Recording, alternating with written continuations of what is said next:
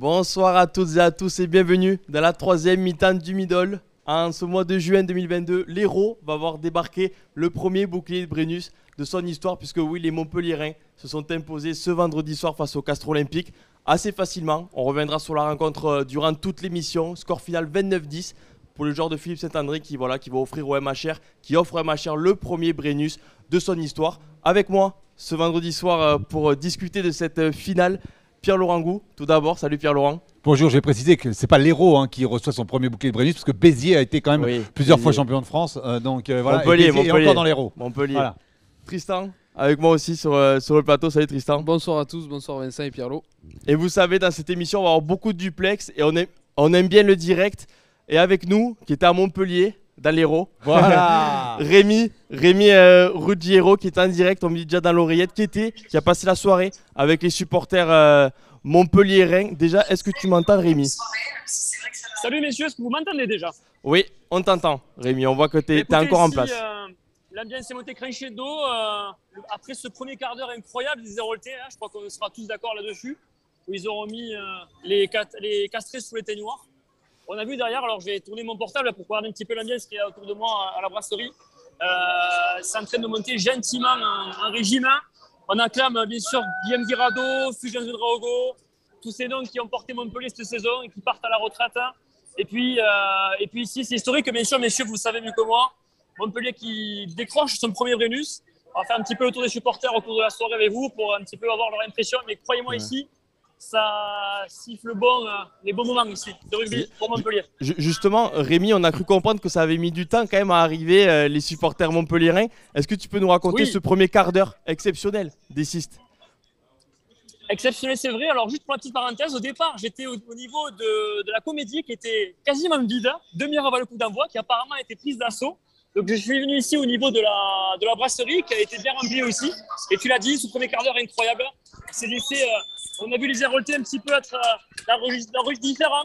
D'habitude, on les voit dans les ballons portés, on les voit sur les phases statiques. Là, on a vu vraiment des Montpelliérains capables d'orienter ce jeu différemment et qui ont mis sur le reculoir littéralement ces castrés. Messieurs, je vais me balader un petit peu les supporters. Si vous voulez, on peut avoir quelques impressions si vous le désirez. Avec plaisir. Voilà, si tu peux nous en trouver quelques-uns qui, je suppose, vont avoir le sourire, Rémi. C'est avec plaisir. Est-ce que tu en as déjà pas loin de toi déjà? Allez, c'est parti. Bonsoir messieurs, nous sommes en direct sur Midi Olympique. Est-ce que vous voulez parler un petit peu en direct pour donner votre impression? Impeccable, mais très beau match. Vos prénoms s'il vous plaît, votre prénom? Arnaud. Donc ce soir on imagine une grande fierté ici à Montpellier. Oui, on l'attendait depuis quelques années. On a perdu déjà 2 fois en finale. Celle-là, c'était contre Castres, contre notre bête noire, effectivement. Et donc là, ça fait grand plaisir. Oui, effectivement, un gros match. Merci beaucoup, merci aux joueurs, merci à tout le monde. Il n'y a jamais eu de doute ce soir, quelque part, après cette entame extraordinaire. Ouais, la première mi-temps a été belle. La première mi-temps, on a mené largement au score. Donc après, il suffisait de, entre guillemets, gérer le score et on a réussi à le faire, même si le début de la deuxième mi-temps, les 20 premières minutes ont été très difficiles. On n'a jamais douté, effectivement. Ouais. On passe à votre copain, votre ami. Bonsoir. Mon père. Votre papa. Votre prénom, monsieur? Jean-Paul. Jean-Paul, ce soir, il y a une immense fierté ce soir. Une grosse fierté pour Montpellier, qu'on attendait ça depuis des années.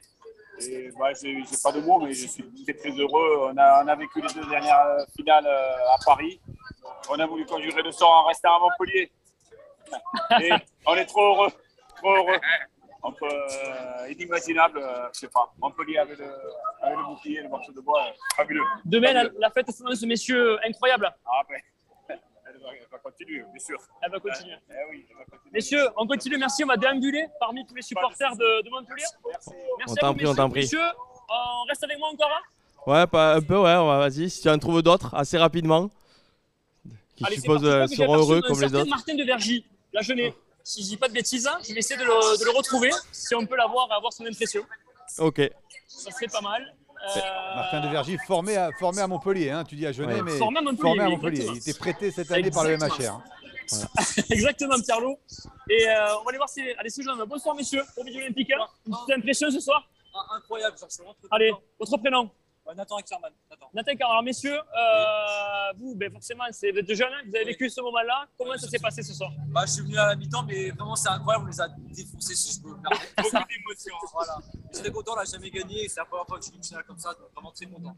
Vraiment. Est-ce que vous attendez autant d'écart ce soir, un match aussi maîtrisé? Franchement, pas du tout, je m'attendais à une histoire plus serrée, surtout que c'est Castres, qui est quand même une très bonne équipe, qui a battu Toulouse. Donc vraiment, je ne m'attendais pas à ça, et dès la 20e, je me suis dit, on peut quasiment les battre. Quoi. Ce soir, vous allez quoi? Vous allez converger vers la comédie ou on attend d'eux-mêmes pour faire la fête? Moi, je ne suis pas forcément la fête, mais la comédie, il y a trop de monde, vraiment, c'est énorme, et voilà. Très content de faire rester ici et savourer la victoire ici. Ils sont sages, vous voyez, messieurs, il y a des Montpellier ils ont raison. Ils sont jeunes, hein. Moi je suis papa, ils sont jeunes. Il faut qu'ils rentrent à minuit à la maison. Ils sont jeunes, c'est ça. Merci, messieurs, et bonne soirée. Messieurs, je poursuis.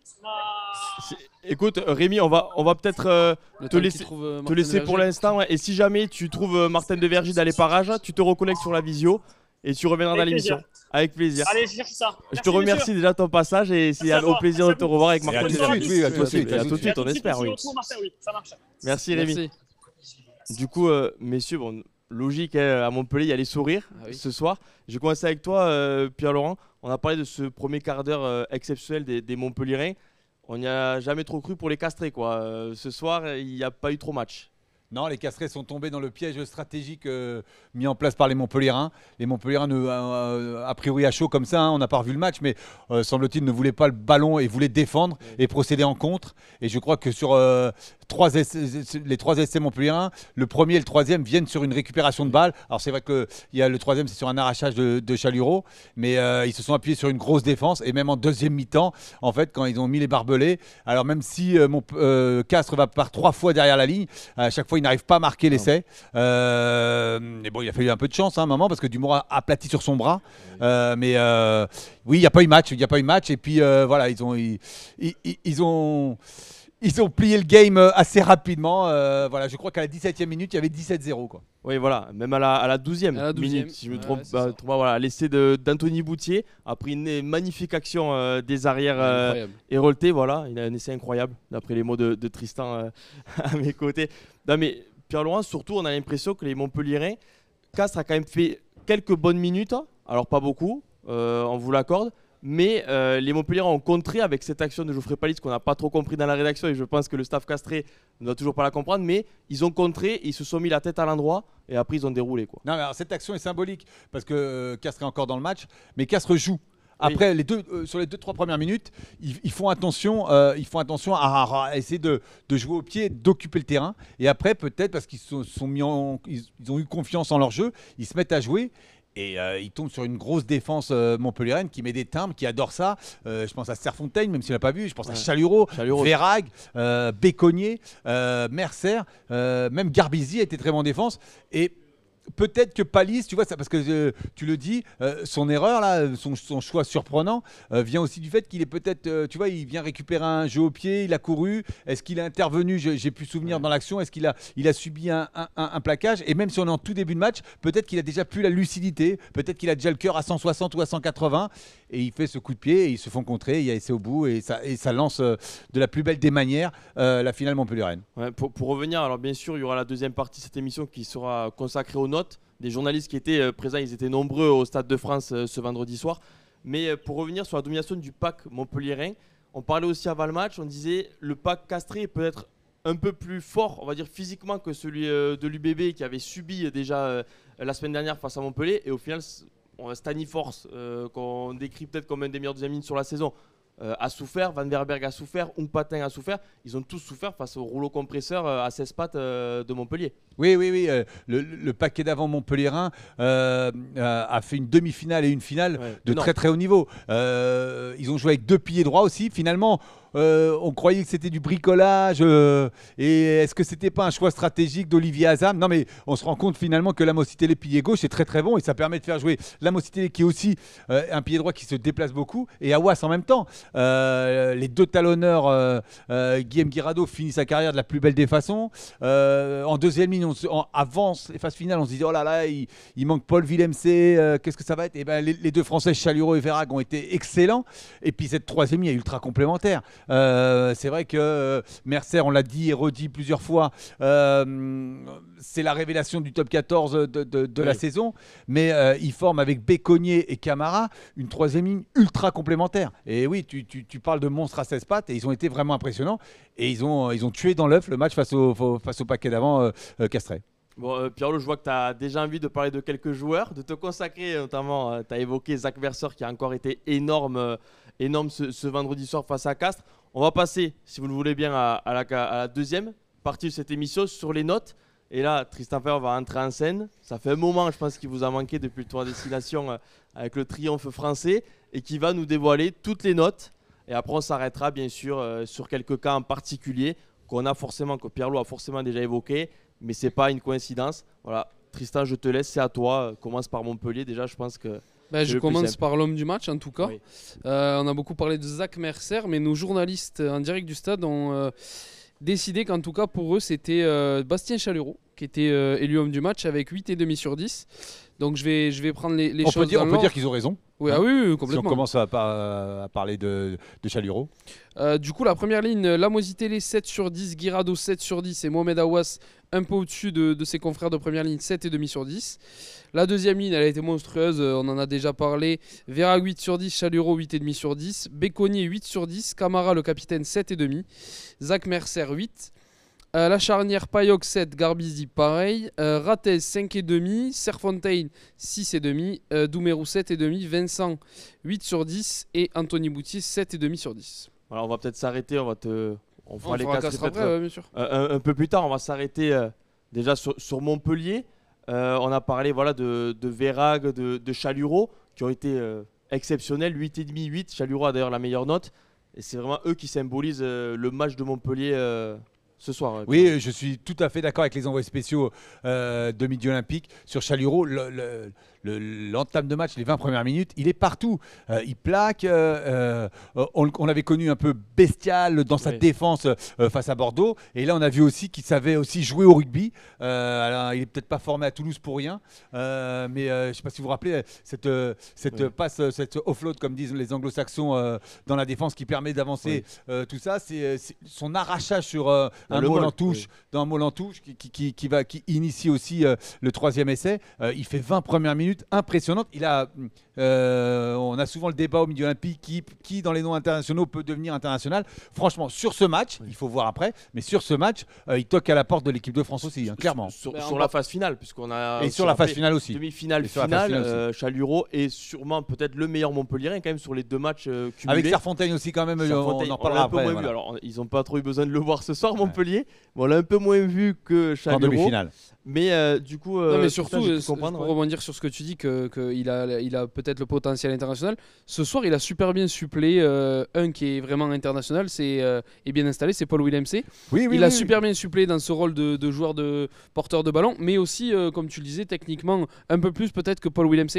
Oui, les deux avec Verhaeghe. Verhaeghe, ça se voit avec le physique, mais Chalureau a l'air d'avoir une capacité de déplacement supérieure à Paul Willemse. Peut-être parce qu'il a quelques kilos en moins, ou alors parce qu'il est plus grand, qu'il paraît un peu plus svelte que Paul Willemse. Et tu as raison de souligner ça, c'était une des vraies interrogations avant ces phases finales.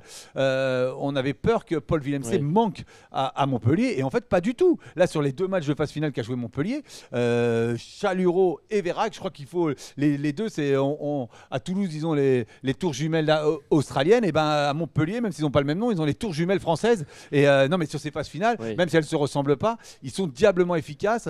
Verhaeghe, la moisson qu'il fait en touche, et après partout aussi, il se déplace, il plaque aussi. Enfin, franchement, chapeau à ces deux deuxième lignes, parce que prestation de très haut de gamme. Verhaeghe qui a d'ailleurs inscrit le deuxième essai en filou, le deuxième essai des siens, soir qui était déjà peut-être celui du break. Oui, voilà. du break, tout à fait, du break. Déjà le coup de massue sur les têtes CAS-13. Et derrière ces deux hommes, durant toute la saison, il y a eu un numéro 8 aussi, qui se nomme Zach Mercer, qui est exceptionnel. Alors pas sur ce match. Allez, on va dire pas sur ce match. Il a été très bon sur ce match. Mais non, à un moment, il fait preuve d'une gourmandise. À un moment, quand il y a 2 essais à 0 de mémoire, et, le score est de 12-0, je crois. Et rappelle-toi, sur ce départ en mêlée fermée, le long de la tribune officielle. D'ailleurs, Philippe Saint-André, au micro de Canal+, le révélera. la mêlée de Montpellier avance. Elle va sanctionner sûrement d'une pénalité celle Castres. Lui part dans le fermé et il y a peut-être il voit peut-être un léger décalage. Il garde le ballon. Et au final, il se fait croquer par la défense et pénalisé. C'est pour ça que allez, il a été excellent. Mais pas exceptionnel. Voilà. Je pense qu'en termes de gourmandise, c'est toi qui es un peu gourmand avec Zach Mercer sur ce match. Oui, peut-être aussi. Tristan, je l'ai vu sourire, je pense que tu es d'accord avec moi. Je l'ai trouvé monstrueux. Zach Mercer, il est énorme. Je l'ai trouvé monstrueux, j'en parlais avec Jérôme Prévost tout à l'heure. Il est partout, il a été là jusqu'à la fin, il a joué le match en entier, il a été dans tous les bons coups. C'est passé à travers, mais le jeu au pied qu'il fait sur le premier essai de Vincent, mais il y a combien de 8 en France qui savent faire ça? Il y en a combien? Tu peux me citer combien? Vas-y. Si. Alors, je peux t'en citer un, mais qui n'est pas français, Zinzalbrook, qui mettait même des drops. Non, mais qui joue là cette saison en top 14. C'est monstrueux ce qu'il fait. Sincèrement, je sais pas ce qu'en pensent les gens dans le chat, mais pour moi, il a été monstrueux partout, dans tous les domaines, dans ceux qu'il fait d'habitude, et il a fait du dépassement de fonction ce soir. Je suis d'accord avec les notes qu'ils ont mis, mais moi, s'ils mettent 8,5 pareil à Mercer, ça me choque pas du tout. Ouais, après 8,5. Oui. Pour moi, il est autant l'homme du match que Chalureau, et je trouve que à son arrivée, on l'a peut-être un peu pas sous-coté, mais voilà, il est arrivé discret. Faut regarder l'anti-sèche de Vincent sur Rugby Rama. Est-ce que c'est pas le meilleur joueur du top 14 cette saison? Ne va pas trop vite en besoin, parce qu'on parle des joueurs, on parlera aussi, on pose cette question à la fin de la troisième partie de l'émission. Voilà, mais répondez quand même maintenant, je l'ai déjà dit. Un peu plus largement que sur le match. Mais oui, sur le match, Zach Mercer, surtout quand on compare, alors ce soir, Pierre-Laurent, il n'y a pas beaucoup de duels qui ont tourné en faveur des Castrés, pour ne pas dire aucun. Aucun, tu peux le dire, aucun. Mais voilà, il y a eu une équipe qui avait un 8 qui marchait sur l'eau, il y en avait une autre qui a eu un 8 qui a coulé, justement, à l'approche de l'eau. C'était l'équipe Ben Nicolas qui a été très mauvais, malheureusement, il est passé à côté de son match. Mais c'est vrai que Zach Deux Mercer, plaquages, Ben Nicolas. Deux plaquages, c'est déjà ça. non, mais ce que je veux dire, c'est que une équipe qui est championne de France, elle a besoin d'une grosse colonne vertébrale. Tu le sais mieux que moi, je pense, Pierre-Lo. Et Zach Mercer, il a quand même assumé ce rôle ce soir. Oui, non, mais je retiens sa gourmandise, mais je réfléchissais en écoutant Tristan, et c'est vrai qu'aussi il y a cette capacité dans le petit jeu là comme ça à se défaire des plaquages. Il a cassé un nombre de plaquages, mais sans se faire toucher, tu vois, avec ces espèces de petits décalages sur ses pieds. Il joue souvent très juste, et j'ai envie de dire un peu comme Dupont, et comme on est tellement habitué à ce qu'il soit exceptionnel, pour reprendre ton expression, que la fois où il est juste excellent, et ben on retient sa petite gourmandise. Moi, je retiens sa petite gourmandise, ce départ en mêlée fermée qui ne s'imposait pas. Et voilà, mais voilà, il a 8 sur 10 et je suis tout à fait d'accord avec sa note. Hein. Oui, et en plus, voilà, on va passer maintenant à la ligne arrière un peu de Montpellier, qui a elle aussi qui a mis sa pierre à l'édifice quand même ce soir avec 2 beaux essais. Signé Vincent et surtout le troisième qui a laissé Tristan Bouchebé dans la rédaction et qui s'en est pas encore remis, signé Anthony Boutier. T'aimes le rugby. Voilà, il y a un joueur quand même international, on parlait d'internationaux, c'est Arthur Vincent, qui est revenu d'une rupture des ligaments croisés. Faut en parler quand même. Voilà, qui a eu une rupture des ligaments croisés. Pardon, on en parlait dans le journal de vendredi, qu'il a causé en novembre face à La Rochelle. Il est revenu. Il voulait juste, il disait pendant le tournoi, espérer jouer la phase finale avec Montpellier. Il l'a fait. Il est très bon en demi-finale contre Bordeaux. Et là, ce soir, il est exceptionnel. Oui, ça a été un des paris réussis du staff de Philippe Saint-André. À l'aile. J'espère qu'on va parler de l'excellent travail du staff et de son responsable Philippe Saint-André. Non mais tu souris, mais ils l'ont caché. Il n'était pas annoncé avant la demi-finale. Voilà, comme tu disais, c'était peut-être l'espoir. Est-ce qu'il allait être là? Et au final, ça a été un peu la surprise, même si elle n'a pas été cachée dans la dernière semaine avant la demi-finale de la composition d'équipe. Et il est très bon en demi-finale. Et après, on le retrouve comme on l'a retrouvé en équipe de France ou à Montpellier ces derniers mois avant sa blessure. Voilà, Arthur Vincent est un des joueurs français qui monte, qui compte, qui est international. Voilà, et sa finale est à l'image, j'ai envie de dire, de la saison dernière qu'il a fait, excellente. Il est le meilleur joueur noté dans la ligne arrière de Montpellier avec 8 sur 10. Il a la même note que Zach Mercer. Voilà, on me dit dans l'oreillette, alors on parle de Montpellier, ça va un peu retourner du côté de Castres, puisque un champion de France, lui, avait remporté la finale face à Montpellier en 2018. C'est Armand Bail qui est en direct avec nous. Déjà, salut Armand, est-ce que tu nous entends déjà ? Bonsoir, oui, je vous entends pas très bien, enfin, du moins au niveau du son qui est pas trop fort, mais je vous entends. Ok, bon, mais c'est essentiel. Nous, on t'entend très bien en tout cas, Armand. Parfait. Et je pense, on a eu il y a quelques minutes les supporters de Montpellier. Du côté de Castres, toi qui es ancien castré, je le disais, qui est champion de France 2018 avec le CO. Soirée compliquée pour les Tarnais. On parlait aussi, on va te faire revenir dessus. notamment le début de match. Tout le monde est un Ouais. peu resté bouche bée de ce premier quart d'heure des Castrés complètement dépassé. Ouais, forcément, hein, comme tous les amoureux du Castres Olympique, ce soir, je suis un peu abattu et KO debout. Euh, que vous dire de plus, à part que la meilleure équipe a gagné ce soir. Les joueurs du CO n'auront pas de regrets, du coup, sur cette finale-là. Et puis, eh ben, écoutez, je vais essayer de me consoler en pensant que 2 Catalans sont champions de France ce soir. Voilà, on va essayer de relativiser. Ouais. Il y a peut-être une question. J'ai une pour ça petite question, ouais, plutôt technique. Quand on Oui. prend un énorme coup sur la tête comme ça, comme l'ont subi les Castrés, comment un joueur réagit quels sont les mécanismes pour se remobiliser de suite? Parce qu'on se doute évidemment que ça fait très mal à la tête. Bon, le premier encore, ça arrive, mais les deux autres, au troisième essai, comment un joueur de ce calibre-là arrive à se remobiliser mentalement? De quel joueur vous parlez Non, mais les joueurs du CO, en fait, la globalité de Ouais, l'équipe. bah, c'est c'est compliqué. C'est compliqué dans le sens en plus où le Castres Olympique n'avait pas vécu de non-match comme ça, à part à Toulouse en début d'année. Mais il ne s'était pas retrouvé dans ce genre de situation-là, et qui plus est en finale. Donc, franchement, pour vous dire la vérité, moi, j'ai suivi la finale de loin parce que je savais qu'au bout d'un quart d'heure, c'était réglé. Quand on sait que Montpellier avait l'une des meilleures défenses, si ce n'est la meilleure défense du top 14, bon, voilà, on savait très bien que ça allait être très compliqué pour repasser au score. Mais comment on réagit? Eh ben, comme l'a très bien dit Benjamin Urdapieta et Pierre-Henri Boncan, il aurait fallu voilà, rester sur leur base, réinvestir le camp adverse. Et le problème, c'est que chaque fois qu'ils essayaient de mettre de la bonne volonté, ils faisaient quelques fautes, notamment aussi les leaders qui ont fait des fautes inhabituelles. Et donc, au final, eh ben, ils n'ont pas su sortir la tête de l'eau et ça a été une faillite collective. Pierre-Laurent, tu vas. Oui, je veux rebondir à ce que tu dis. Est-ce que voilà, est-ce que Castres ne s'est pas trompé stratégiquement et aurait dû peut-être plus, notamment début de match, occuper au pied et pas chercher à jouer parce qu'on avait l'impression que les Montpelliérains attendaient que ça, de pouvoir se rassurer et d'essayer de mettre des timbres en défense, ce qu'ils avaient fait contre Bordeaux. Voilà, et je me suis dit, est-ce que Castres n'a pas Ouais. trop joué et aurait peut-être pas dû essayer d'occuper Alors, le terrain adverse? bon, maintenant, c'est facile à dire, parce que Tout à fait, c'est toujours plus puisqu'ils en facile ont pris après. 30 et que la finale est passée. Mais je sais pas s'ils se sont trompés de stratégie parce que rappelez-vous quand même sur leur première attaque où Botitou avance et perd ce ballon qui amène aussi le premier essai, Oui. ils sont quand même dans un moment fort, ils rentrent dans les 22 pour la première fois du match, ils écartent le ballon à l'aile. Alors j'ai eu le sentiment qu'ils allaient beaucoup chercher Filippo Nacosi parce qu'il a réussi à débloquer beaucoup de situations cette année et je pense qu'il voulait aussi voilà, profiter de ses qualités à lui. Mais voilà, ils sont restés dans ce registre-là. Il y a eu pas mal de jeux au pied en début de match.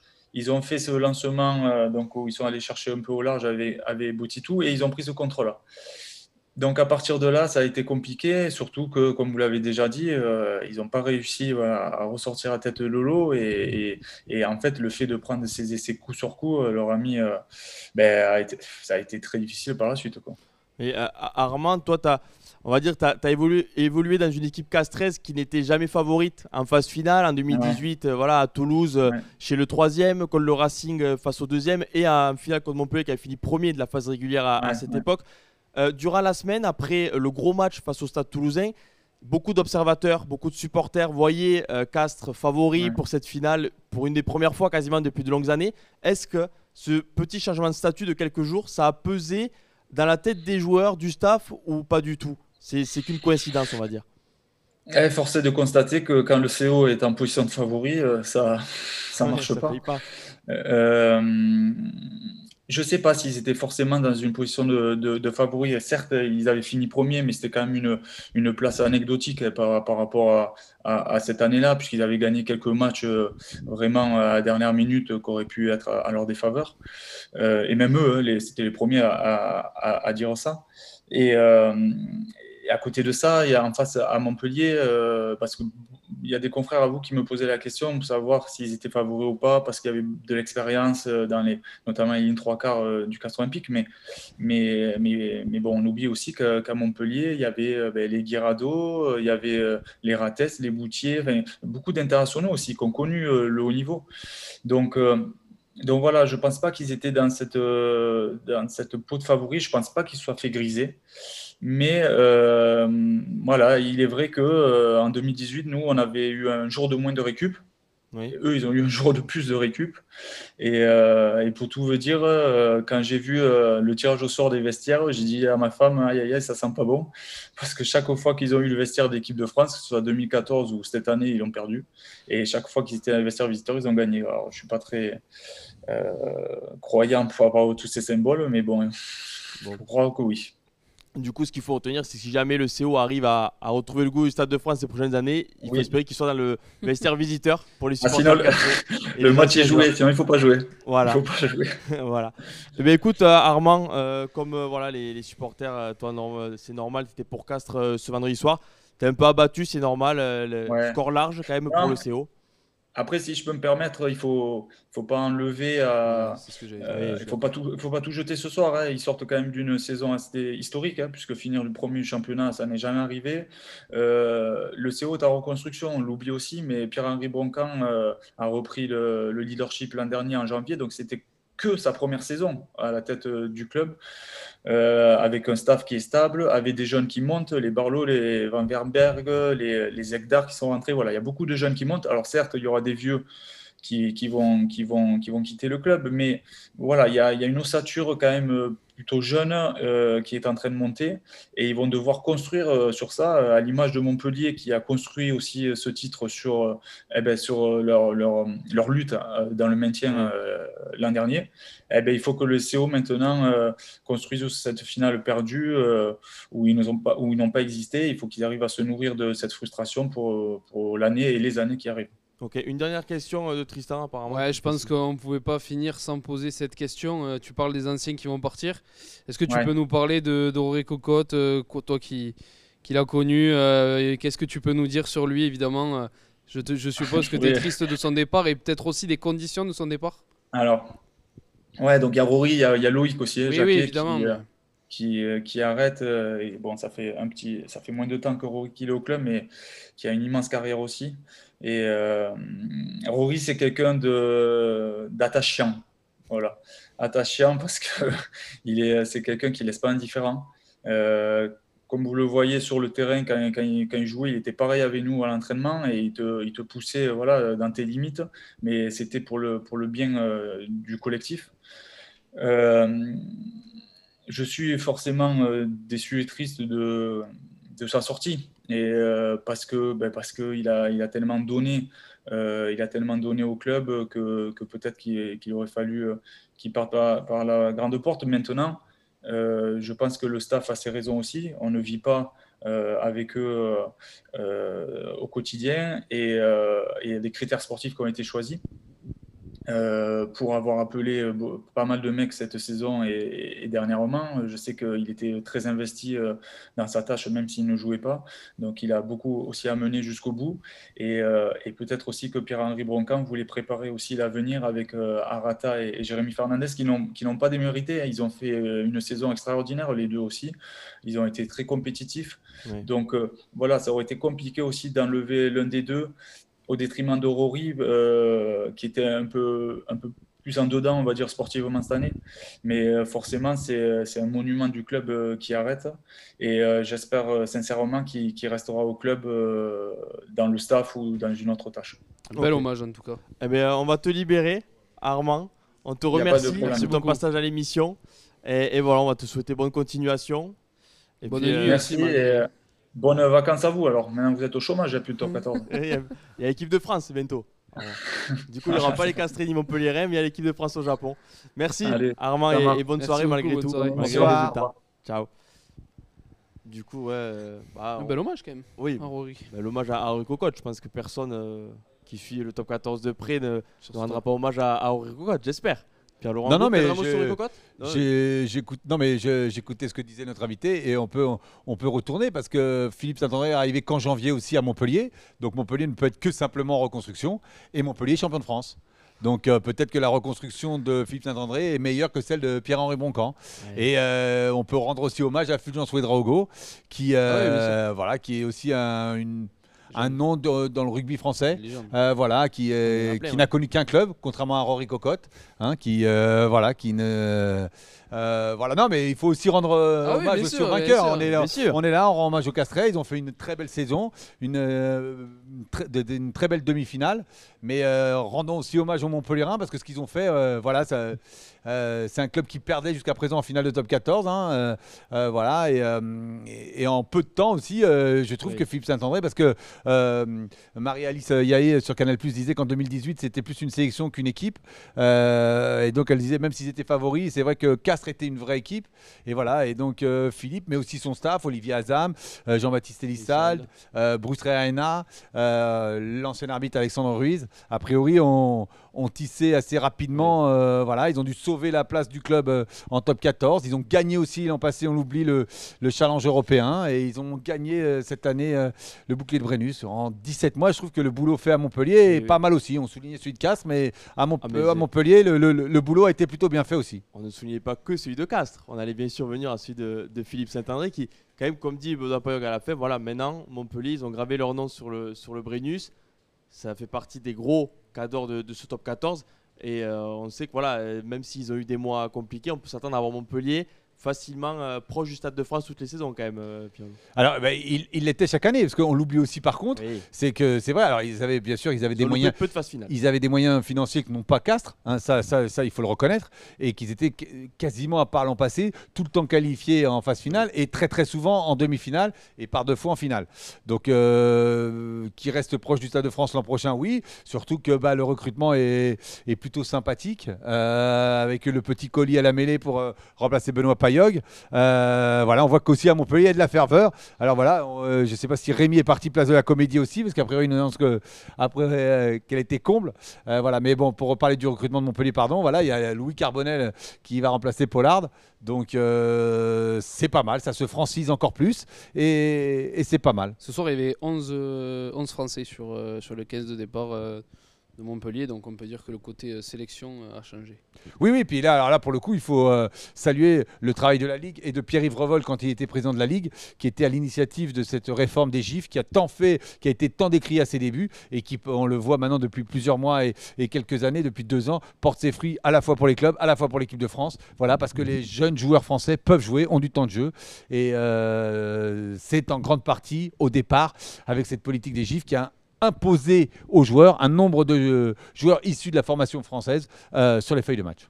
Justement, toi qui connais quand même assez bien, qui a travaillé avec Philippe Saint-André quand il était à la tête de l'équipe de France notamment, c'était pas la meilleure période de l'équipe de France, mais où est-ce que sont ses forces à Philippe Saint-André quand il récupère une équipe comme ça? On sait qu'il a fait énormément de bien à Toulon aussi. C'est un bâtisseur. Donc à Celle, à Gloucester, il avait eu le temps, on lui avait laissé le temps de travailler. À Toulon, en fait, il reste peu de temps à Toulon parce qu'il s'en va au bout de 2 saisons et demie. Parce qu'il est appelé en équipe de France, donc là il peut pas refuser. Et puis en équipe de France, oui, plusieurs choses expliquent ce semi-échec, j'ai envie de dire, de sa période. Alors tu parles d'une génération de joueurs français peut-être moins talentueuse que celle actuelle, mais il avait aussi, parce que c'est un bâtisseur, je le disais, il lui faut du temps pour travailler. Et je sais pas si vous vous rappelez, mais notamment au début de son mandat, il se bat politiquement pour avoir les joueurs, un certain nombre de joueurs. Quand maintenant on voit que Fabien Galtier travaille à 42, lui il avait du mal à travailler à 23. Mais c'est ça. Et puis souvent il récupérait les joueurs le mardi ou le mercredi pour le match le samedi ou le dimanche. Alors comme ses prédécesseurs. C'était comme Marc Lévremont avant lui, comme Bernard Laporte aussi, c'était une autre époque. Et il a perdu beaucoup d'énergie à se battre pour essayer de gratter du temps et des moyens humains pour travailler. Ça lui a peut-être coûté aussi sportivement. Et il n'y avait pas non plus une génération incroyable et ça aboutit à une phase finale de Coupe du Monde plutôt ratée. Et voilà. Mais là, Moed Altrad, pour une fois, s'est montré patient, lui a donné du temps. Il est d'abord arrivé sur la pointe des pieds comme directeur sportif, il s'occupait du partenariat, très peu du sportif. Il était juste pour aider Xavier Garbajosa, donc pendant 6 mois, il a pu observer. Voilà. Et au moment de la mise à l'écart de Xavier Garbajosa, il n'en voulait pas de ce rôle de pompier de service. Et puis, du coup, comme on est vraiment venu le chercher avec la Manche, donc il a eu des moyens, pas financiers forcément, mais c'est lui qui a pu imposer Olivier Azam, c'est lui qui a voulu prolonger Jean-Baptiste Elissal. C'est ça, il a su On bien parlait, s'entourer. à un moment il était question que Franck Azema puisse le rejoindre. Il n'était pas forcément très favorable à l'arrivée de Franck Azema, donc il a su, parce que c'est un habile négociateur, faire confiance à son staff et rajouter peut-être des adjoints. Il est pour beaucoup pour Bruce Reina, l'arrivée de Bruce Reina, il est pour beaucoup de l'engagement d'Alexandre Ruiz en tant qu'entraîneur, donc il a aussi des bonnes idées. Romain qui dit dans le chat, le choix d'Alexandre Ruiz est peut-être le meilleur. Oui, ça a été en tout cas le premier. Maintenant c'est vrai que cette année il y a mode. C'est la mode. C'est la mode. Mais il a lancé la mode. Donc c'est vrai que mais il ne s'occupe pas que de la discipline, Alexandre Ruiz. Philippe, comme Bernard Laporte, comme d'autres entraîneurs, axe d'abord son fond de jeu sur la défense. Et Alexandre Ruiz s'en occupe. C'est aussi son grand dada. Il peut passer des heures et des heures à décortiquer des vidéos de défense adverse et de système de défense. Donc quand il a le temps, il fait plutôt du très bon travail. Ok. Donc voilà, un magnifique hommage quand même à Philippe. Oui. Enfin, complètement. Mais il a raison. vrai. Il voulait pas forcément se rapprocher du terrain, c'est ça, quand il est. Il voulait vraiment pas se rapprocher du terrain pour lui, parce que la claque subie, c'est normal, c'est humain. Il l'a mal vécu et il s'est aussi beaucoup remis en cause et il n'avait pas envie peut-être de reprendre des coups. Il voulait vraiment pas se rapprocher du terrain. L'anecdote, maintenant elle a été racontée plusieurs fois, mais quand Moed Altrad lui propose de prendre le terrain et de prendre la place de Garbajosa, Philippe Saint-André lui propose, il dit mais peut-être que c'est moi aussi le problème, et il propose sa démission aussi. Parce que donc c'est il voulait vraiment pas reprendre le terrain, il arrivait vraiment sur la pointe des pieds, mais du coup perte de confiance peut-être. On lui a donné je sais pas si c'est bien parce que c'est un gros travailleur, mais il avait pas envie. Pour lui, c'était le terrain. C'était plus pour lui le terrain. Et il est revenu sur la pointe des pieds. Il a pu mettre en place. Il a joué pompier. Et maintenant, c'est un manager à l'anglaise, un peu à la Arsène Wenger. C'est très très à la mode ou très courant en foot, moins en rugby. C'est pas quelqu'un qui intervient au quotidien sur le terrain. Il est présent tous les jours, bien sûr, au stade d'entraînement. Non, mais au stade d'entraînement. Comme il dit, c'est lui qui est chargé de donner les mauvaises nouvelles aux joueurs. Quand il faut écarter un joueur de la feuille ou lui dire qu'il n'est pas conservé, c'est lui qui fait le taf.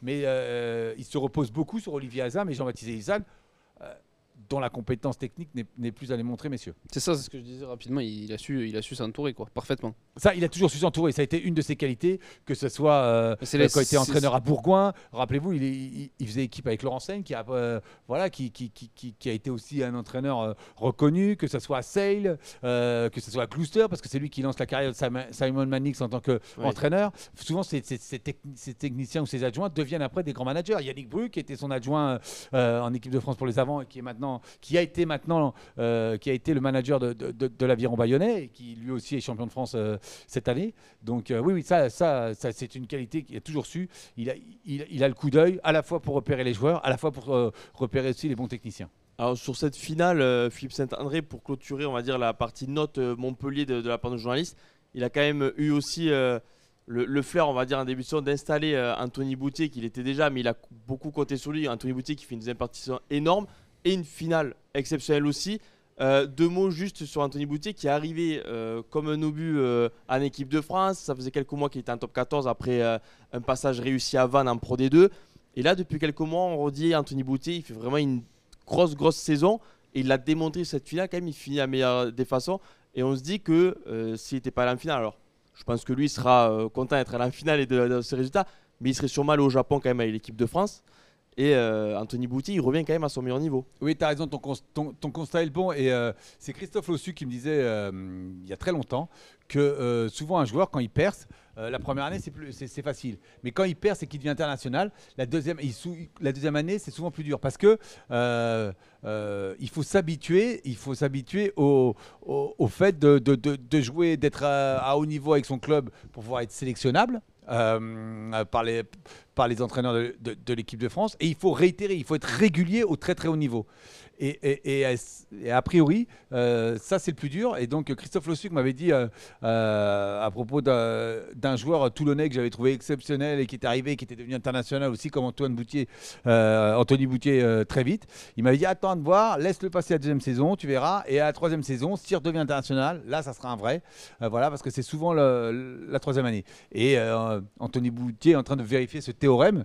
C'est qu'il a connu un petit passage à vide, parce que c'est vrai qu'il y avait eu il y a 2 ans, hein, parce qu'il avait perdu sa place déjà en équipe de France l'an passé, et il avait été étincelant avec l'équipe de France. C'était une des trouvailles du début de l'ère du mandat de Fabien Galtier, et il a eu besoin de l'enchaînement était dur, et là cette année il refait vraiment surface, et c'est un des joueurs les plus utilisés de notre championnat. Notre homme de stats Ludovic Favre nous avait transmis il y a quelques semaines les statistiques. Je crois qu'il est dans le top 3 des joueurs les plus utilisés, tout club confondu, et tu le dis, il fait une fin de saison tonitruante, et sur ses phases finales il a été impeccable.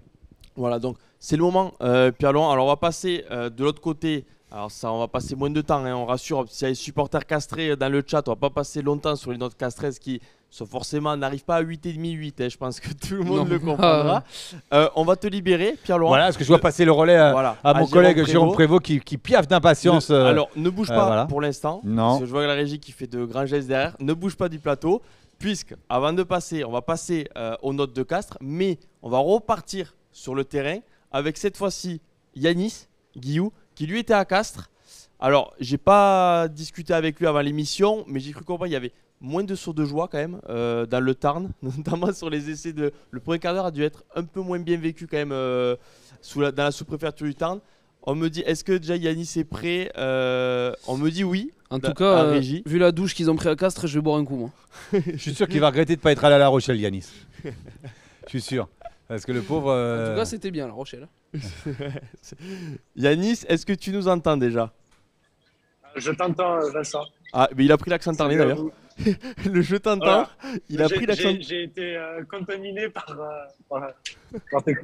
les tarnés. Toi, t'as le sourire au moins. Ouais, bon, moi, je suis neutre, hein, donc... Voilà. Donc, Yanis, est-ce que tu peux nous expliquer? On a demandé à Rémi et Montpellier. Toi, on voit déjà qu'il n'y a pas grand monde derrière toi et on le comprend. Il y a encore un ballon de rugby quand même derrière. Mais comment tu peux nous décrire, on va dire, ce premier quart d'heure, surtout qui est catastrophique avec 17-0 pour Montpellier à la 12e minute, sortie d'Ourda Pieta. Enfin, il n'y avait rien qui marchait du côté qui fonctionnait du côté de Castres. Comment tu peux nous expliquer, toi, ce qu'ont vécu les supporters?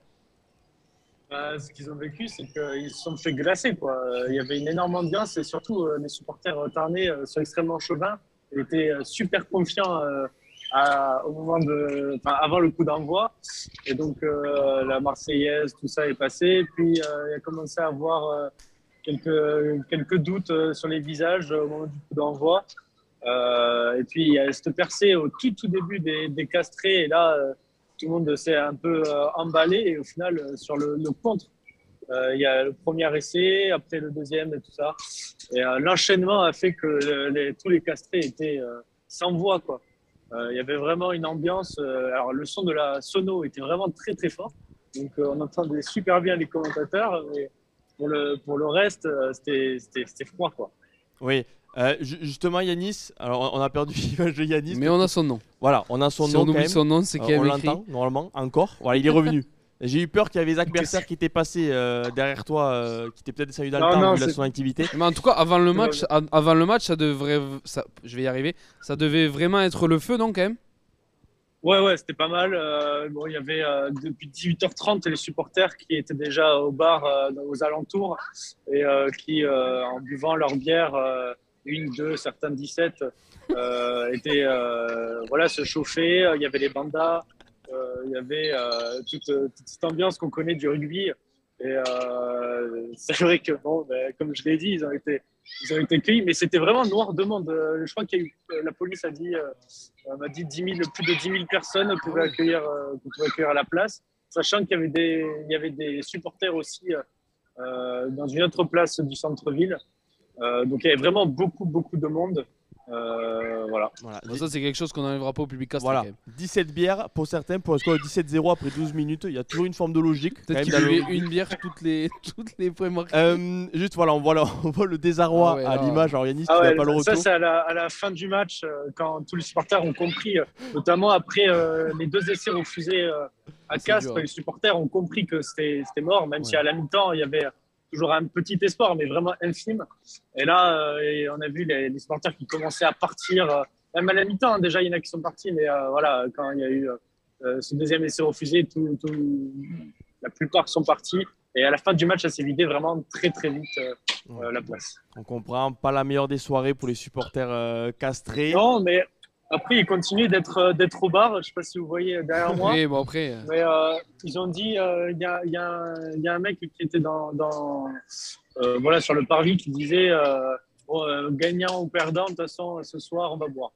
Bon, voilà, c'est le résumé. C'est bien, tu auras fait une bonne pub des supporters tarnais, Yanis.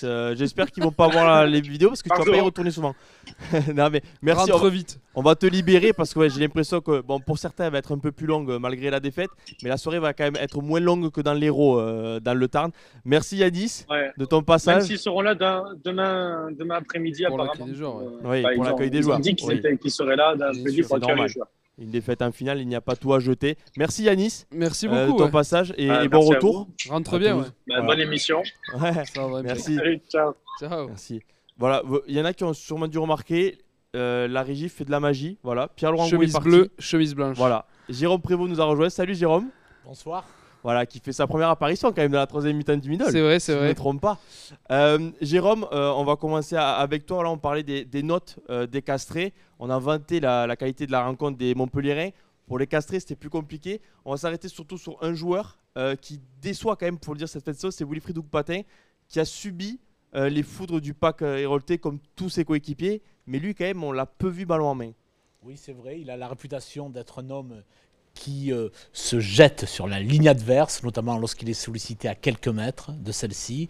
Il ne l'a pas fait, mais enfin, je n'ai pas envie d'épiloguer sur son cas personnel. Ouais. Je pense qu'il a été au diapason d'une équipe dominée dès le début du match, qui a vécu, je crois, une première mi-temps infernale, car les Montpelliérains étaient largement supérieurs. Et bon, moi, personnellement, je préfère parler de la qualité des Montpelliérains qu'accabler Castres, sincèrement. Et pour revenir sur pour rebondir sur ce que vient de dire Jérôme, accabler forcément Ougpatin, bon, même si on l'accable pas, voilà. Mais je suis pas forcément d'accord qu'il faille s'arrêter sur un joueur. On loue souvent la force du collectif castré. Quand ça perd en collectif. Il n'y a pas d'individualité qui ressort de ce groupe, même si évidemment il y a des talents à toutes les lignes, mais il n'y a pas un phénomène. Et du coup, ça se voit aussi dans la défaite. C'est-à-dire que quand ça perd, ils perdent tous ensemble et ils font à peu près, tu vois, ça se voit dans les notes. La meilleure note, c'est Staniforce avec 5, et après la pire, c'est 3,5. Ouais. Donc ça veut dire qu'en fait, c'est une équipe lissée sur le collectif. Et je trouve que c'est intéressant d'en parler aussi dans la défaite, parce qu'on en parle beaucoup dans la victoire collectivement, mais ça perd pareil collectivement. D'ailleurs, tu as évoqué, mais tu peux dire aussi toutes les notes du CO pour cette finale. On a dit tout Montpellier. Alors, je me suis trompé, la pire note, c'est pas 3,5, ça a l'air d'être 3. Quentin Walker donc, a eu 3, Gaëtan Barlow 3,5, Ougpatin 3,5, Florent Van Verberg 3, Tom Staniforth, je viens de le dire, 5 sur 10. Mathieu Babillot 3,5, le capitaine. Nick Champion de Crépigny, qu'on a vu agacé. Agressif, agacé. Il a eu 4, mine de rien, il a eu 4. Ouais. Ben Nicolas, on en a parlé tout à l'heure avec son vis-à-vis Zach Mercer, il a eu 3 sur 10. Santiago Rata 4 sur 10, qui avait fait une demi-finale énorme. Bon, ils n'ont pas noté Benjamin Ordapileta qui est sorti très tôt, 15e minute. Oui. Nakosi 3 sur 10. Botitou pareil, Combezou 3,5, Palis 3 et Julien Dumora 4,5 sur 10. Donc voilà, il n'y a pas plus de la moyenne. Le meilleur joueur pour nos journalistes sur place, c'est l'Australien Tom Staniforth qui fait une saison monstrueuse. Voilà, aussi. Nos journalistes sur place, d'ailleurs, qu'on devrait normalement accueillir Arnaud Beurdelet. Il y a beaucoup de travail sur place. Voilà, beaucoup de travail et surtout on sait, je pense que ceux qui ont vu le match, et c'est normal, les Montpelliérains vont pas aller en zone mixte, sont pas allés en zone mixte 5 minutes après le coup de sifflet final. Donc ça va prendre du temps. Jérôme, alors tu as envie de parler de Montpellier, on comprend. Mais on va parler un peu aussi une dernière fois des Castrés, si tu le veux bien. Il y a un joueur qu'on disait, notamment toi, tu le vantais quand même, que c'était peut-être un des joueurs qui avait jamais goûté au 15 de France, mais qui l'aurait mérité, Julien Dumora. Comme le PAC, la ligne arrière castrais a souffert et lui surtout au début de match il a fait quelques erreurs assez notables. Ouais, vous trouvez, enfin, on l'a obligé à changer de poste. Hein. Oui. Il a démarré arrière, il est passé à l'ouverture pour remplacer Benjamin Oudapileta. Alors, il faudrait bien revoir l'action avec des techniciens que vous êtes. Sur l'essai qui lui est refusé, est-ce qu'il n'aurait pas pu aplatir dans un second temps, vous voyez ce que je veux dire, oui. Il est au sol, on a l'impression qu'il peut quand même aplatir, qu'il ne le fait pas. Zach Mercer fait un bon retour. Il retient il retient le bras, donc c'est compliqué. Je pense que s'il avait pu, il l'aurait fait. Il n'a pas fait le match de sa vie, mais sincèrement, beaucoup d'équipes auraient été dominées face à ces Montpelliérains, tout simplement stratosphériques. On va en parler. Enfin, moi, j'ai envie de citer 3-4 joueurs. On a beaucoup parlé aussi des joueurs Montpellier. Je pense que ça peut être les mêmes. Oui, avez-vous vu récemment un numéro 8 aussi à l'aise que l'a été Zach Mercer? C'est ce que je disais avec Pierrot. Sincèrement, il a été extraordinaire sur l'essai qui provient d'un ballon volé par Bastien Chalureau dans un molle adverse. Il efface Arata, un joueur qui fait 35 kilos de moins que lui, mais il l'efface comme avec une gomme magique. Il a été extraordinaire, Zach Mercer. Justement, toi qui t'occupes souvent de la rubrique internationale dans le journal du Middle, on sait qu'il était un peu blacklisté du 15 de la Rose, c'est pour ça qu'il est parti d'Angleterre. Est-ce que quand même on se dit qu'Eddie Jones quand il y aura les matchs, et on pense qu'il y aura les matchs parce qu'il est très proche de Eddie Jones c'est un peu un spécialiste de il faut me prier à genoux avant de sélectionner un numéro 8 qui ne soit pas casse-brique et comment dit-on, un seul registre. Voilà, mono-registre. Je me souviens de Dombrandt, numéro 8 des Harlequins. Il lui a fallu des semaines et des mois avant d'accepter de le prendre. Alors, Zach Mercer s'est expatrié en France. A priori, il n'a pas trop le droit de venir sous le maillot du 15 de la Rose. Alors, peut-être va-t-il repartir vite en Angleterre. En tout cas, il a largement rentabilisé son passage à Montpellier. Moi, je l'ai trouvé phénoménal, il faut le dire. Phénoménal. Ce n'est pas le seul, hein, bien sûr. Mais j'avais envie de parler de lui, vraiment. Après, pour revenir sur les Castrés, moi je pense que vraiment ce qui a manqué, et c'est facile de le dire maintenant, mais je pense qu'Oudapileta a manqué terriblement cette équipe. C'est le maestro. Et oui, bah évidemment que c'est une malchance, mais aussi il faut en tenir compte, je pense, dans le constat final. Un maestro comme ça, ça te coûte cher de le perdre. Et forcément, tout s'enclenche. C'est-à-dire que tu prends un essai, 2 essais, après tu perds Oudapileta. Je sais plus si je dis dans l'ordre chronologique, mais un essai, 2 essais, tu perds Oudapileta, Dumora manque une pénalité, Dumora manque une pénale touche.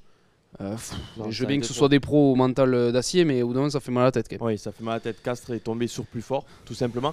Et tu vois, Jérôme, qui est quand même un professionnel de l'histoire, voilà, du rugby, tout ça, ça y est, quand même, Montpellier, premier Brennus. Montpellier fait partie des clubs change de dimension quand même ce soir. Bon, ils sont loin de Béziers. Oui, ils sont loin de Béziers. J'oublie pas que Béziers a gagné 11 Brennus, je crois, avant que Montpellier en gagne. Parce que Montpellier n'est pas une terre historique de rugby. Bon, il faut le dire. Après, bien sûr, Montpellier a un président qui a des moyens. Montpellier recrute beaucoup de bons joueurs, en forme aussi, attention, en forme. Moi, au fond de moi, je pensais que Montpellier allait gagner. Pourquoi ? Parce que je pense que c'était leur tour. Et parce qu'ils avaient perdu 2 finales et je sentais que c'était cette année qui était la bonne. Tous les clignotants étaient ouverts. Ils ont des joueurs qui marchaient sur l'eau. Donc, ils avaient une forme d'euphorie. Et justement, quand même, on a en tête la finale 2018 de 2011. Alors 2011, c'était la première, face au Grand Stade Toulousain. Ils avaient marqué, je crois, un essai contre 0. Oui, Nagoussa. Steve Nagoussa, qui fait quand même un bel exploit personnel. Non, mais je veux dire, qu'est-ce qui a changé là ? Il y a quelque chose qui a changé dans l'effectif Montpellier, dans les têtes des joueurs quand même. Moi, je ne crois pas à la psychologie, tout ça. Moi, je crois qu'il y a des joueurs de qualité. Quand je vois Bastien Chalureau, le match qu'il a fait, mais il fait un match du niveau de Richie Gray. Du Richie Gray dans ses meilleures années, il faut le dire. Bastien Chalureau, alors je suis presque déçu pour lui, au sens où le scénario de cette fin de saison l'empêche d'aller en équipe de France, qu'il mérite. Oui, qui goûtera peut-être s'il a... Voilà, il goûtera peut-être en novembre. Non mais Bastien Chalureau a été sidérant. C'est un gladiateur et un joueur adroit de ses mains. Non, mais c'est juste pour dire, je veux pas m'avancer, mais d'après moi, il fait une très bonne saison, mais on n'en parle pas non plus de manière je sais pas comment dire, mais on n'en parle pas de manière, on n'en parle pas tout le temps. Et comme dit mon ami Maxime, et il le dit souvent, grand joueur, grand moment. Et là, on voit que dans cette finale et dans cette demi-finale, il a su se montrer à son avantage et ça fait partie de. C'est dans ces moments-là qu'on attend des grands joueurs. Oui, bien sûr, c'est que vous ne pouvez pas trouver un match de plus haut niveau qu'une finale du top 14 au niveau club. Il a tout simplement plané au-dessus des débats. Non, mais il a été extraordinaire. Je l'avais trouvé très bon en demi-finale. Je ne savais pas si c'était un feu de paille. C'est un homme qui mérite une sélection, sincèrement. J'espère qu'il va maintenir cet état de forme. Il mérite d'avoir sa chance au plus haut niveau. Il n'y a pas que lui. Moi, je voudrais parler d'Arthur Vincent aussi. J'ai trouvé excellent à l'aile. Bon, on le connaissait comme un centre. Vous avez vu la passe redoublée qu'il fait, je crois, avec Anthony Bouvier. On n'a pas eu son premier essai, mais ouais, le troisième, on peut y revenir aussi. C'est un sang-froid, une vision du jeu qui moi, m'a beaucoup impressionné. Il marque le premier essai. Alors, j'ai essayé de regarder l'action en vidéo. Je pense que c'est Geoffrey Doumerou qui sert de relayeur. Et il y a un amour de passe volée, je pense, de Benoît Payog, qui amène le premier essai via Zach Mercer et Arthur Vincent. Il faut. Mais il y a aussi des joueurs qui tirent leur révérence ce soir, que ça fait longtemps que tu côtoies quand même. Guillaume Guirado, et puis Drago, Benoît Payog qui quitte Montpellier, donc lui il ne prend pas sa retraite, il jouera du côté de Toulon la saison prochaine. C'est la meilleure des sorties quand même. Ces joueurs. Pour Benoît Payog, oui, parce qu'en 2018 il avait manqué la finale car il avait été très sérieusement blessé. Voilà. Oui, c'est formidable pour lui. Alors Guillaume Guirado, il est sorti peut-être un peu tôt. C'est ça. Ouais, commotion. Voilà. Après, c'est la sécurité des joueurs. Un gros choc avec Mathieu Babillot. Bon, le talonneur n'a pas pu revenir, mais quand même, c'est une belle sortie. Ah, ben oui, sur un champion, le premier titre en plus d'un club, c'est extraordinaire. Non, mais tout à fait d'accord avec vous là. Surtout Guillaume Guirado, j'ai souvent souffert pour lui, car il a été capitaine de l'équipe de France. À un moment où l'équipe de France n'était pas triomphante et il devait souvent justifier des défaites. Donc, j'étais très heureux de le voir. Je glisse un mot à la régie rapidement avant de dire. Sachez qu'Arnaud Bordelais doit venir. Je ne sais pas s'il y a des nouvelles ou autre. Voilà, si vous pouvez le signaler peut-être. Je pense qu'il ne nous a pas oublié, mais je sais que les zones mixtes durent longtemps. Et voilà, c'est pour pas le. Il y a Romain, on parle de Benoît Payog. Il y a Romain qui dit l'absence de Cobus Reynard ne s'est même pas sentie. Ah non, Oui, d'ailleurs, je me demande si on a cité son nom ce soir.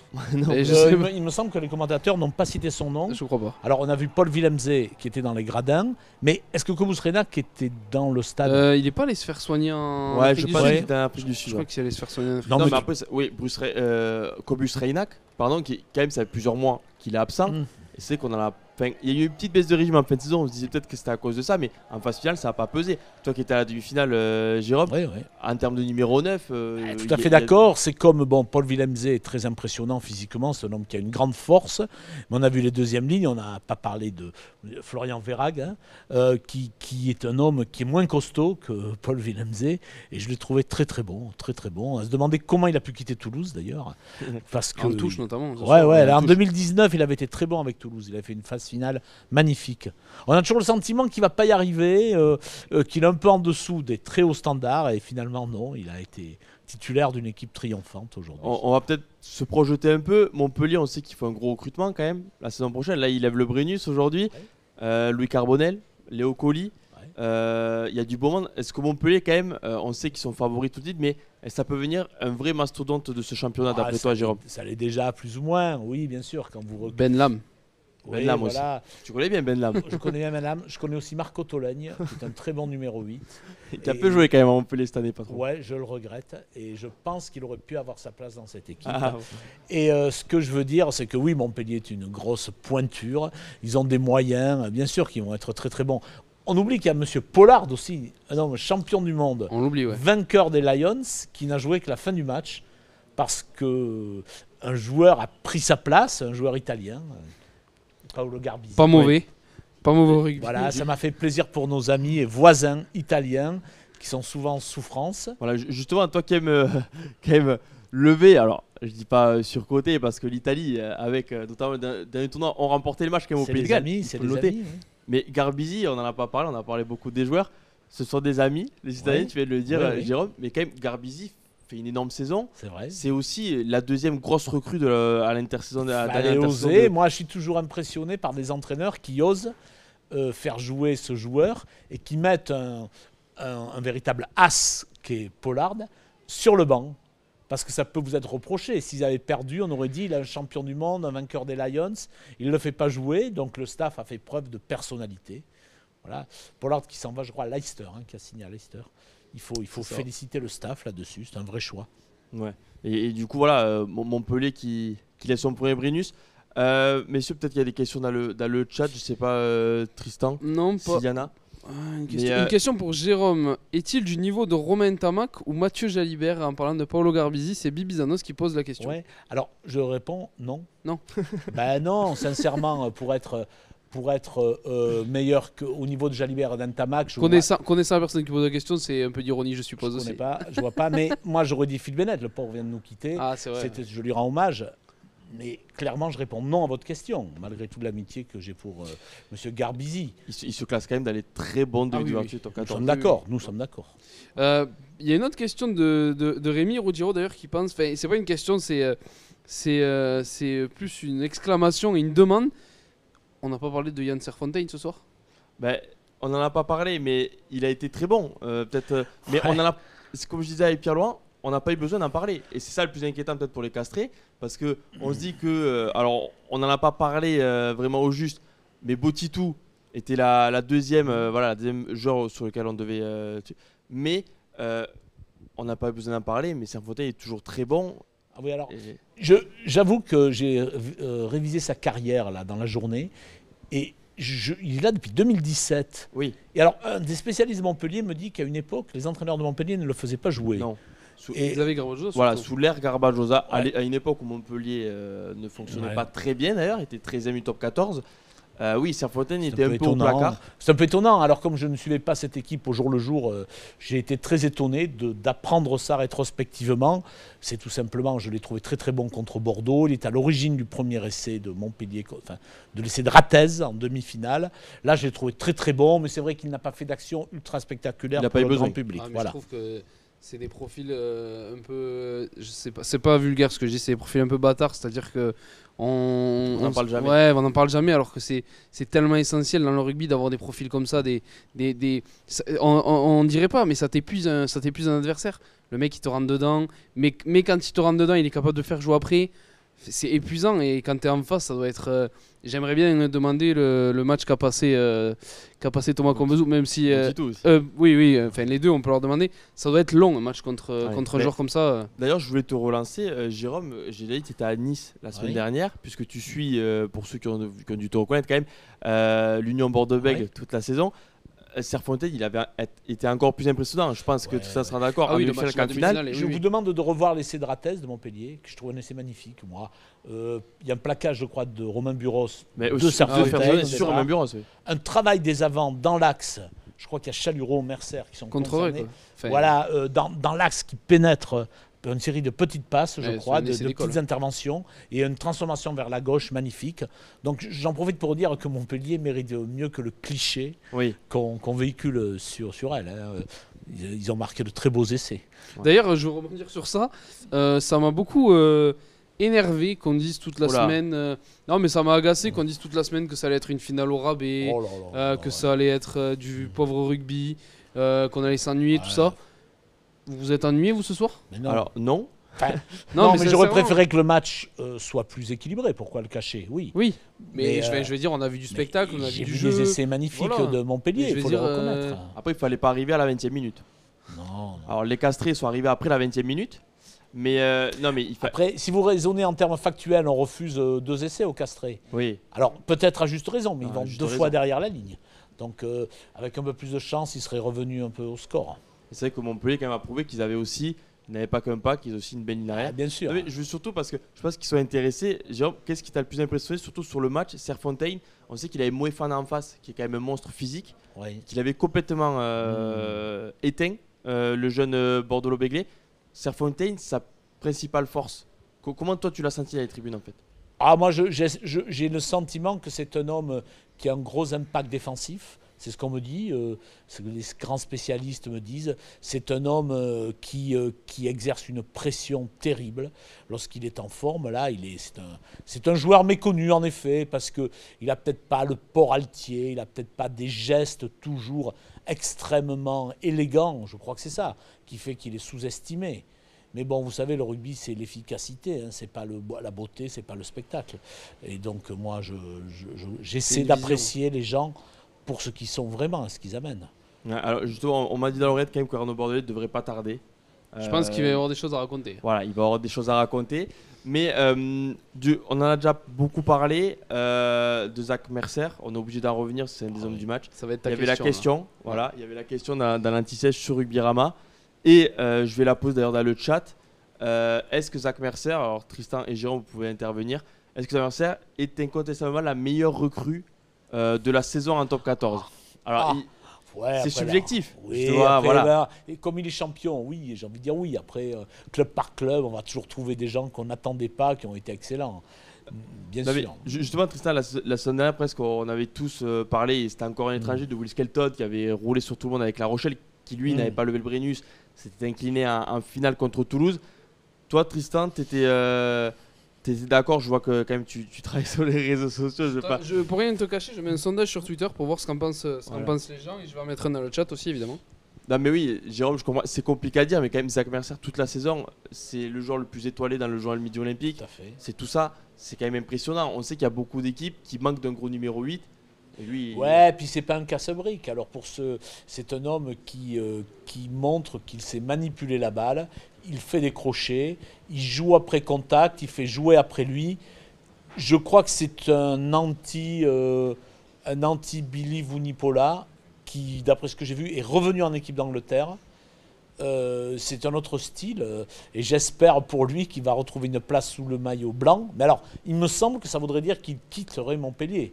Oui. Si le principe est appliqué par la fédération anglaise, à moins que Eddie Jones lui fasse une fleur.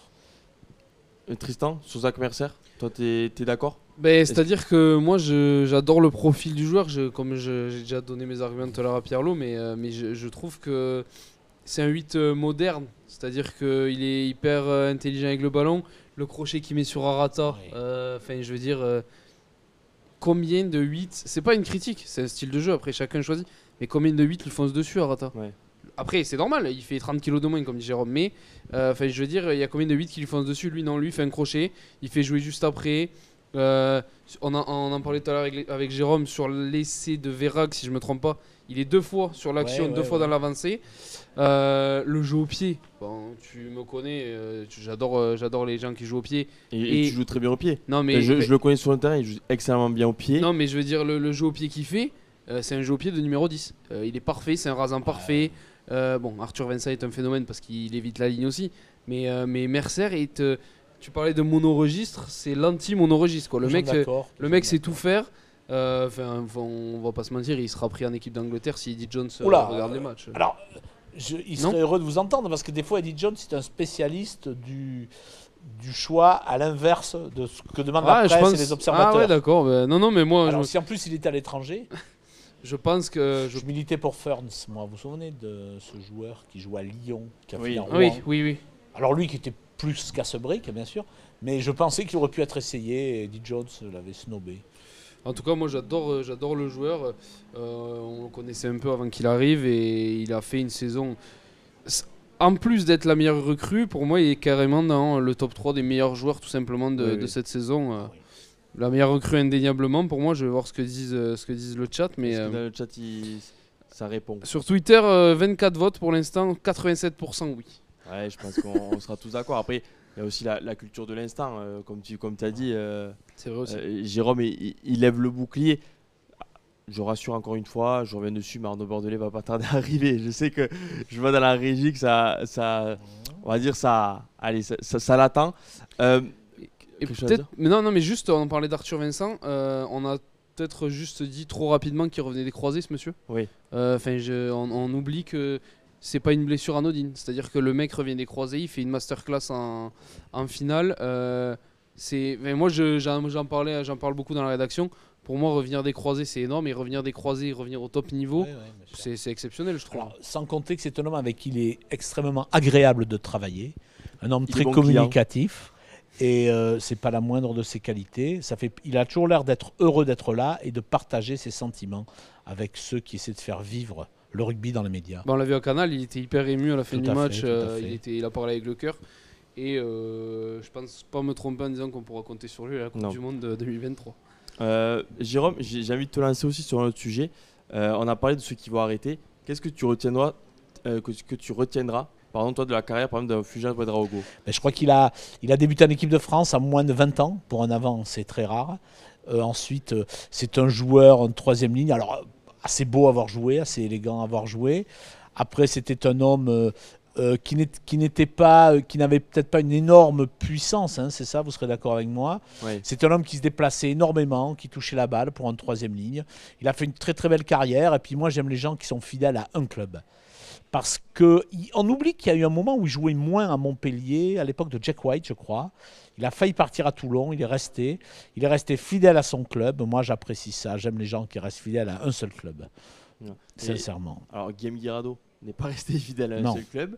Il a fait une très belle carrière. Justement, toi aussi, là, Guillaume Guirado. Ah, je l'aimais bien. Oui, bon, je l'ai dit tout à l'heure. Je souffrais de le voir justifier des défaites à une époque. Je pense que c'est un homme qui avait un dynamisme, une façon d'attaquer la défense adverse, en penchant son corps, là, comme un bélier, souvent. C'est un homme, un combattant, qui m'a beaucoup marqué, oui, absolument. Encore une fois, tu sais, mais voilà, il n'a pas pu finir la finale. C'est malheureux. Il n'a pas dommage. pu jouer les minutes qu'il devait. Non, tout à fait d'accord. Ça arrive. Après, on se rappelle déjà de l'épisode à Perpignan avec Philippe Saint-André qu'il n'avait pas fait rentrer. Pas sûr que non plus. C'est une commotion. Il peut pas rentrer. Bon, il est pas malheureux ce soir, je pense quand même. Non. De rien. Puis alors, c'est déjà une performance des titulaires quand on sait qu'il y a Penga Amossa. Il est monstrueux, lui. Derrière lui. Ça veut dire qu'il avait quand même des qualités pour être titulaire. C'est une petite bombe. Tu l'as vu quelques fois, Penga Amossa? Oui. Je trouve que c'est un homme, une sorte de. Non, je ne veux pas employer les termes trop connotés, mais je trouve que c'est un joueur, taillé dans le béton, taillé dans le marbre, qu'on jetterait comme ça au milieu d'une pelouse. Simon Valder nous dit que c'est le pitre. Alors c'est pas méchant, qui fait tout le temps le pitre dans le vestiaire montpelliérain. Et c'est vrai qu'après la demi-finale, on l'avait vu danser au milieu de la pause de ligne. Je pense que ce soir, il doit être content. C'est important, un mec comme ça qui ramène la bonne humeur dans le vestiaire.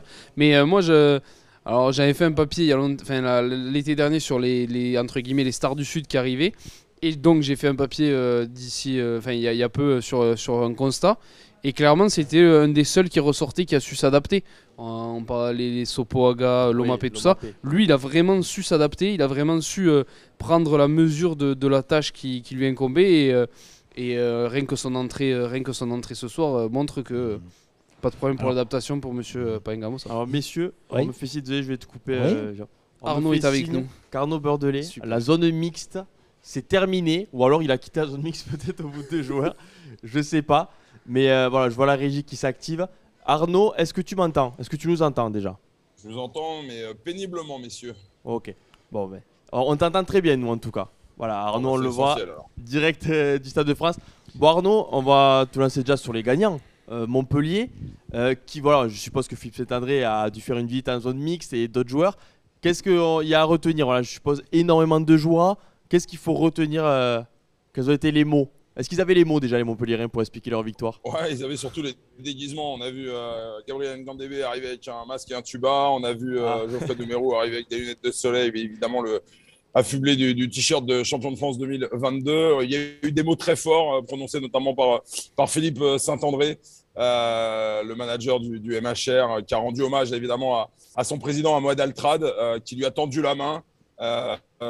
Parce qu'il l'a dit, et je cite Philippe Saint-André, il a eu les coronesses de venir me chercher parce que tout le monde m'avait enterré après 2015. Évidemment, tout le monde se souvient du dernier match à la tête de l'équipe de France de Philippe Saint-André. C'était en 2015 avec cette lourde défaite en quart de finale contre la Nouvelle-Zélande. Et il a vraiment rendu un très bel hommage à Mohamed Altrad. Dans la même lignée, on a eu aussi des mots très forts de Guillaume Guirado, qui évidemment était un poil déçu de ne pas avoir pu poursuivre la rencontre après avoir subi une commotion et ne pas avoir pu répondre finalement au test pour revenir sur le terrain. Guillaume Guirago, qui était évidemment extrêmement ému, qui a beaucoup parlé des siens, de son épouse Johanna, à qui il a rendu hommage, ses enfants Maïlis et Liam. Voilà, il y avait évidemment beaucoup de joie. On a vu beaucoup d'accolades, beaucoup d'embrassades. Ça s'est aussi pas mal chambré. On a vu des shorts baissés en plein milieu lors d'interviews télévisées. On a vu voilà, des Montpelliérains pas revanchard. C'est Philippe Saint-André qui disait ça d'ailleurs. Il n'était pas franchement revanchard. Il était heureux tout simplement. Pour lui, il n'y avait pas de revanche sur la vie, sur le sort, d'avoir vécu ce qu'il a vécu notamment en 2015 et sur ses dernières sorties avec l'équipe de France. Mais voilà, un sentiment d'accomplissement personnel, d'avoir réussi finalement à revenir au premier plan et d'avoir amené le MHR sur le toit de l'Hexagone. Ouais, parce que justement, voilà, on l'a dit, on l'a répété, Montpellier remporte son premier Brennus. Et justement, là, il doit avoir une joie. Tu nous racontes des anecdotes quand même assez drôles. Mais je sais pas si Fulgence Ouedraogo est venu en zone mixte. Peut-être pas. Non, malheureusement, on n'a pas vu Fulgence. Je pense que le protocole fait que Fulgence n'étant pas sur la feuille de match, il n'a pas été obligé de venir en conférence de presse. Et on ne va pas lui en vouloir, très sincèrement. Fulgence, je pense qu'il a franchement envie de profiter de ces derniers instants avec ses partenaires, avec sa famille, comme il le dit et il le répète. C'est un joueur qui aura connu qu'un seul club, c'est le MHR. Sauf si, évidemment, on compte son club formateur du Pic Saint-Loup, à qui il faut rendre hommage, puisqu'ils sont quand même quelques grands joueurs à avoir connu leurs premières années de rugby et de formation dans ce club. On parle de Montpellier, quelques secondes sur Castres à Arnaud. Ça devait moins rigoler, moins de déguisement. Alors, moins de déguisement, Vincent, je te le fais pas dire. Mais alors, pour le coup, c'était assez paradoxal. On a trouvé Vincent, je dis n'importe quoi. On a trouvé Mathieu Babillot assez factuel, assez placide. Il a fait le constat, voilà. Le CO est tombé sur une équipe bien plus forte, bien mieux organisée, bien mieux structurée sur cette rencontre. Ils ont raté leur entame de match un peu. D'ailleurs, il l'a rappelé, comme en demi-finale face au Stade Toulousain. Et là, ils n'ont pas eu l'énergie, ils n'ont pas eu les ressources pour briser ce rideau de fer que Montpellier avait dressé en défense. Mais on l'a trouvé quand même assez souriant. Il a rendu hommage notamment aux joueurs qui mettent un terme à leur carrière, notamment son deuxième ligne, Loïc Jacquet, qui a joué ce soir ses dernières minutes de rugby professionnel. Mais Mathieu Babillot n'était pas si déçu que ça. Enfin, en tout cas, il ne l'a pas montré, il ne l'a pas extériorisé. On l'a trouvé plutôt souriant, comme si finalement il avait eu le temps de digérer cette défaite qui était quasiment actée au bout de 20 minutes. On a cherché dans les annales du rugby. Je vois Jérôme Prévost sur votre plateau et je pense qu'il me confirmera, mais dans l'histoire du top 14, une équipe qui mène 20-0 après 20 minutes de jeu, ça n'était jamais arrivé jusqu'à aujourd'hui. Et je crois qu'au bout de 20 minutes, les Castrais ont très vite compris que ce serait pas leur soir. Ok, Tristan, tu avais peut-être une question pour Arnaud. Ouais, salut Arnaud. Salut Tristan. Depuis la rédac, on a vécu ce moment un peu comme le tournant du match. Est-ce que tu peux nous raconter comment ça s'est passé au stade, toi qui l'as vécu au plus près, c'est 6 minutes 27 secondes exactement, entre le premier essai et le troisième. Comment le public a réagi, comment en tribune presse peut-être aussi vous avez réagi, et est-ce que tu as peut-être pu voir les bancs aussi des deux équipes, même si c'est peut-être un peu caché? En gros, tu veux que je revienne sur les deux essais coup sur coup que les Castrais ont encaissés? Ouais, les trois même, les trois. Oui, les trois. C'était un véritable coup de massue. D'abord, depuis la tribune de presse, on avait sur notre droite, pas très loin, le staff du CO avec Caballero, Pierre-Henri Broncan. Et Pierre-Henri Broncan est très, très vite descendu sur le bord de la pelouse, comme s'il avait senti qu'il avait besoin de rassurer ses joueurs, peut-être de faire passer des messages plus rapidement.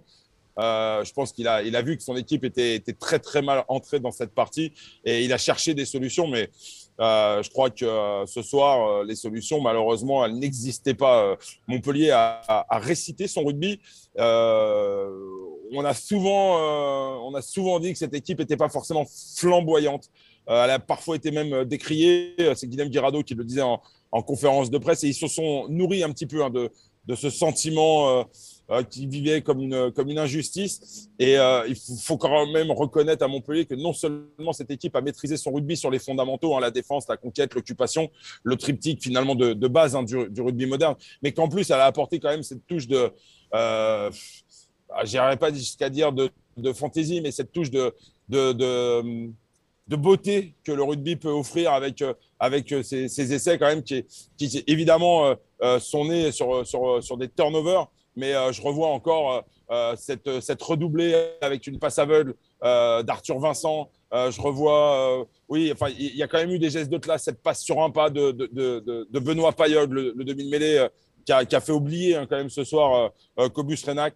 Voilà, je crois que Montpellier est un très très beau vainqueur et effectivement, pour répondre à ta question peut-être un peu plus précisément, je crois que c'est 6 minutes 27 secondes. Alors moi, je n'avais pas calculé, je ne vous cache pas, le temps passe bien plus vite quand on est en tribune de presse et qu'on doit écrire en même temps.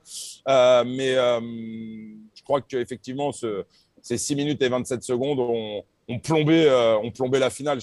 On en plaisantait à la fin de la rencontre, mais c'est probablement l'histoire la plus courte la finale la plus courte de l'histoire du top 14. Ouais, moi je me souviens de la finale 1900. Le Racing avait battu le Stade Bordelais 37-3. Oui, j'avais ressenti la même chose. Allez, ouais, à l'époque, oui, j'ai retrouvé ça, quoi. Mais de quelle année tu parles, Jérôme? 1900. Ah oui, tu l'avais regardé dans un bar. Il était là. Non, je débutais, j'étais pigiste. Il y était vraiment. 1900, je pense pas. Mais j'espère pas pour toi, Jérôme. Non, mais on retiendra juste à Arnaud que voilà, Montpellier fait un très beau champion. Voilà, c'est tout. Montpellier mérite son titre. On va te libérer parce qu'on sait que la zone mixte a duré. Là, on va te libérer. Encore, hein. Les Montpelliérains arrivent au compte-gouttes. Voilà. Et je ne sais pas ce qui se passe dans les vestiaires, mais ils arrivent souvent très humides et avec des accessoires qui n'ont strictement rien à voir avec le rugby. Qui profitent, ils ont raison, ils l'ont avaient mérité. prévu leur coup en tout cas. Voilà, la soirée va être longue du côté des Montpelliérains. Merci Arnaud. Merci beaucoup. Ils ont réservé un bar, boîte, discothèque près de Montmartre. Je pense qu'effectivement, il est possible qu'on les retrouve à 6h du matin en train de faire du ski sur la butte de Montmartre. On s'inquiète pas. On veut les images alors. On s'inquiète pas trop pour eux. Après, si tu vas avec eux, on veut des images, oui, il n'y a pas de souci. Ouais, Simon Balzer vous racontera, c'est son club. Chacun ça, hein, comme on dit. Merci Arnaud. Merci beaucoup Arnaud. Bonne soirée. Bonne soirée, messieurs. Ciao. Eh bien, écoutez, messieurs, je pense que c'est la meilleure manière de clôturer.